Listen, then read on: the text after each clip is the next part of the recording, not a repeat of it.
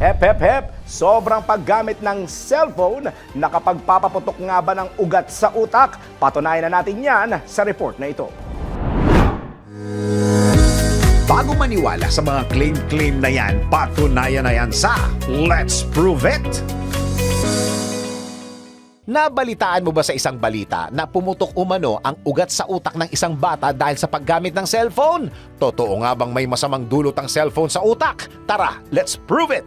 Ayon kay Dr. Annabel Alcarte, Chief Section Neurologist, walang proven study na ang radiation sa mga gadgets gaya ng computer, TV, cellphone ay nagiging sanhi ng pagputok ng ugat at pagdurugo sa utak. Subalit ayon sa PubMedCentral.com na ang mobile phones ay maaaring magdulot ng pananakit ng ulo, paggagambala sa pagtulog at pagkasira ng short-term memory. Kaya naman paalala ng mga eksperto na mainam kung magkaroon lamang ng sapat na oras para sa iyong screen time.